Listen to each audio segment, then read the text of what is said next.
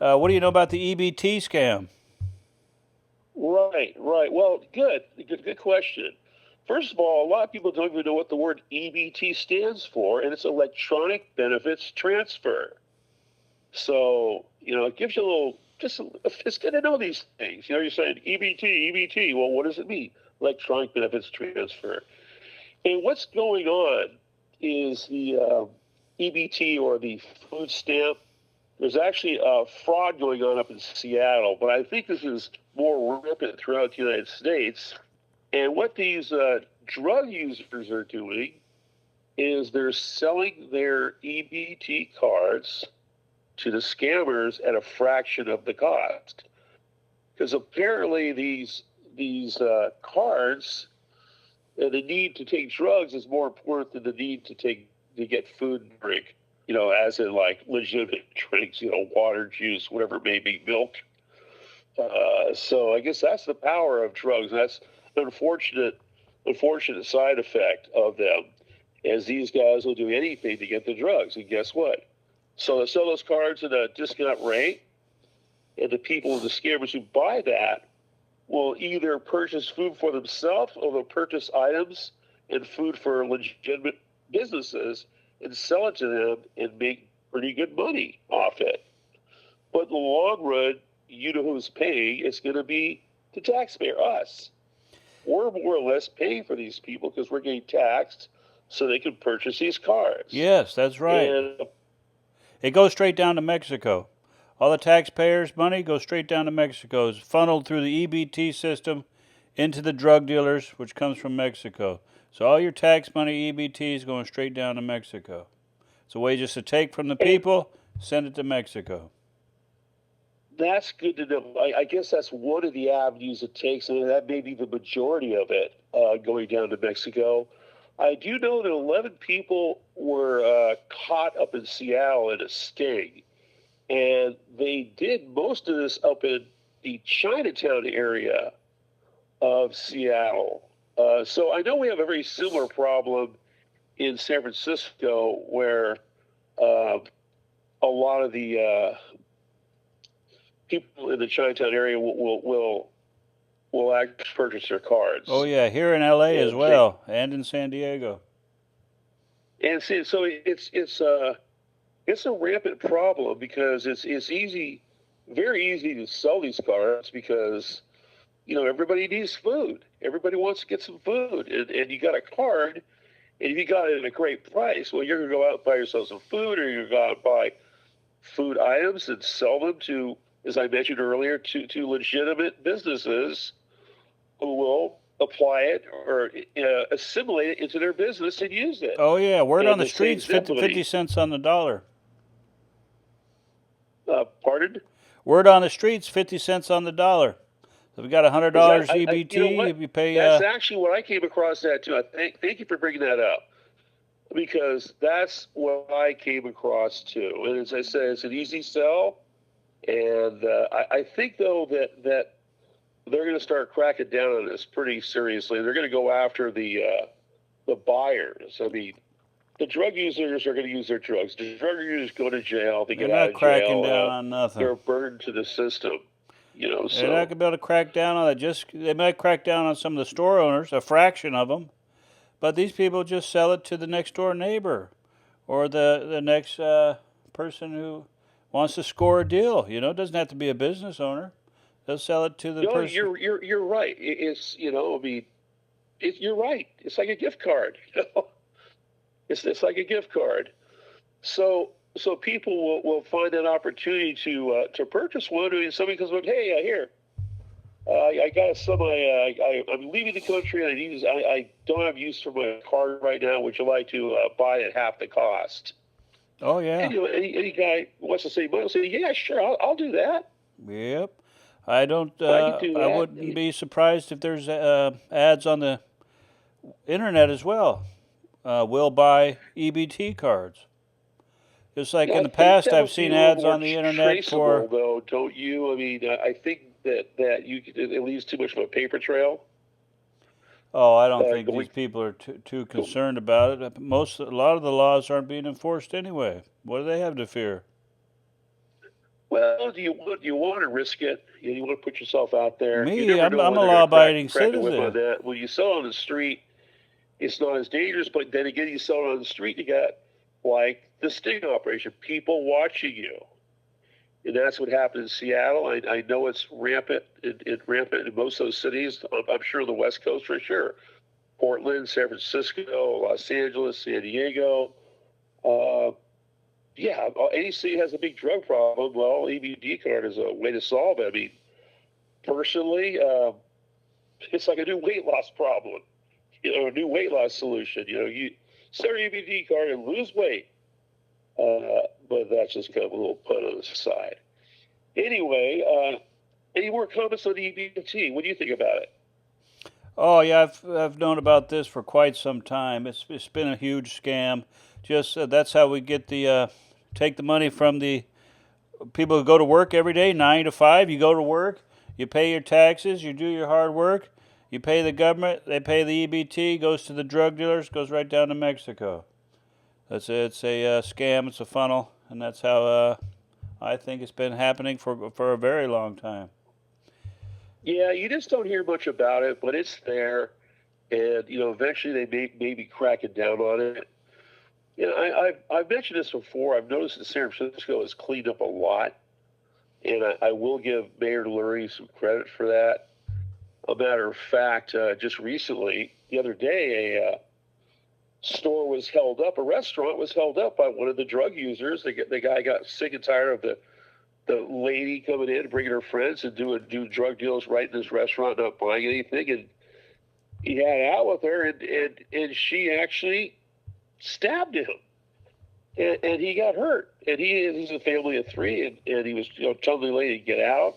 I don't want sick you do drug deals in my restaurant. But what I thought was, he's going to survive. He got hurt a little bit. He's still working. Middle Eastern restaurant in downtown 6th Street, San Francisco. The mayor of San Francisco showed up at his establishment to see how he was doing. The mayor actually bought a sandwich from him, enjoyed the sandwich, and spoke highly of this man and was trying to reassure him that San Francisco is changing. And it sure does seem like it. I've noticed it, being that I was in the city almost every single day, and I drive through, and I've seen less and less riffraff, I hate to use that term, out there. But it's going to go somewhere. It may dissipate to other areas of San Francisco. They're not so visible and visual. Could go out to some of the richer neighborhoods, but they put a stop to that because they pay high taxes and they have a great police presence out there. So those richer neighborhoods are that way for a reason. They pay their taxes. It's a nice place, and the police are very, very mindful of what goes on. Now going from one extreme to the other, electronic benefit transfer. Now we're going back to precious metals, gold and silver, and everybody more or less has seen how high gold has gone up in the last year. I mean, and silver too. Gold right now, as of today, is around $4,200 an ounce. There was a time just a couple of short years ago was under $2,000. And if you were to everybody, hindsight is always 20/20, as they say. If you do that investment, you'd be doing pretty good. A lot of people have seen this, and they're saying that by next year, gold will be over $5,000 an ounce. And I've even heard something ridiculous that silver's going to go up in the $400 range. I've also know that China is buying huge amounts of gold, and this is all kind of an attack on the dollar. It's going to bring the dollar down. People are going more for what they can touch, hold, and feel. And gold's been around for thousands of years. It's been used. And, it's a pretty metal. People like gold, gold rings, gold necklaces, and it's something everybody has known for forever.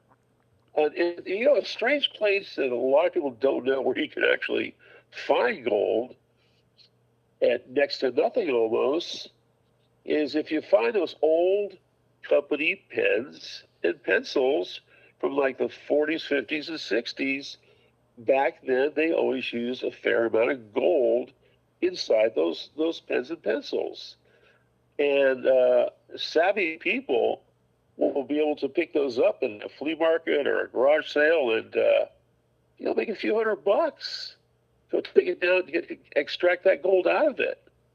So that's just neither here nor there. Just a little sidebar that if you happen to be there and you happen to see a company a pen or a pen that's awarded to somebody for a special retirement possibly or a special award, those type of pens and pencils, a lot of times, especially the pens, will be filled with gold. Not filled all the way up, obviously, but there'll be enough in there to make it worth your while. I never knew that. Yeah, it's something that sometimes you gotta go where you search, do a little search, and find your hidden treasure. It's there. It's there. Now, I also wanted to touch on the United States kind of unofficial war with Venezuela, and so far we attacked another ship yesterday, and this is the 8th ship that we've taken out. 7 have been on the Caribbean side. This is the first one that's been on the Pacific side, and that's just interesting. But what the theory is that we're actually trying to what the United States has done for years is put one of their people in power, get Maduro out, and they want to put the person who won the Nobel Peace Prize, Maria Corina Machado.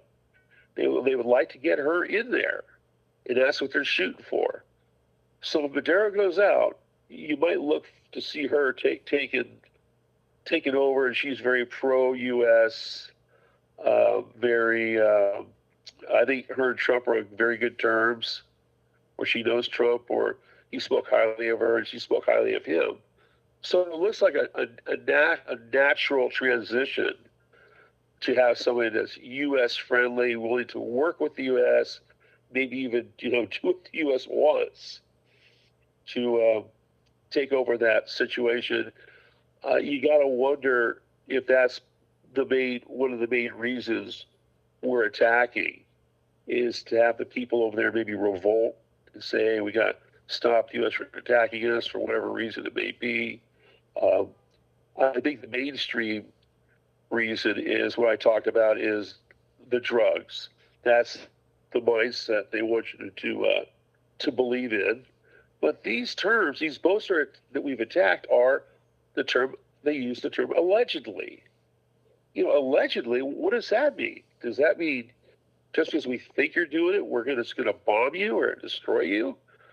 Don't get me wrong. I'm a born and bred in USA, 100%. This is my home. But, sometimes what's right is right. Allegedly, I guess our FBI, CIA have enough information to maybe justify these attacks. I'm just the public. Wow, I didn't know you said bombed 8 ships? Yes, this is the 8th one we've attacked. Wow, that is, that is, like you say, it might be some sort of, that seems like an act of war. I would definitely say so. I mean, 7 of them have been in the Caribbean.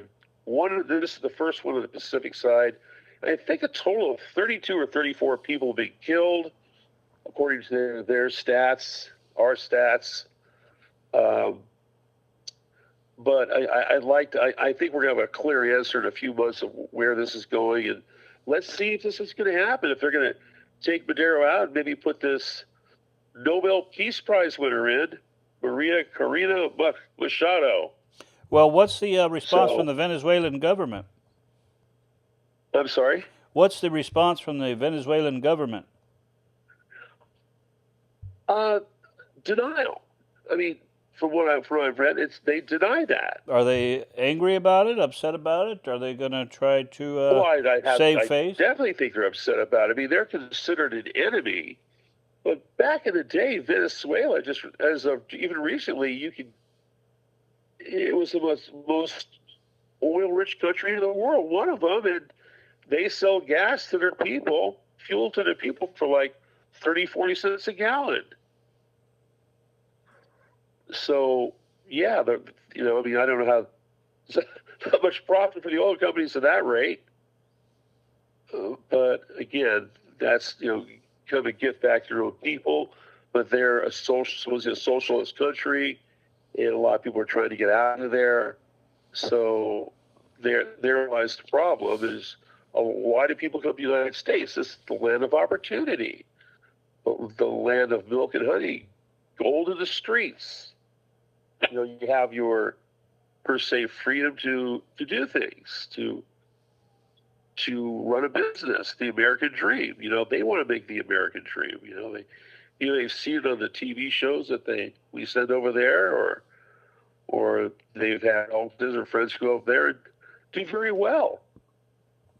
Well, speaking of gold, most people, it's a natural inclination to think to get better.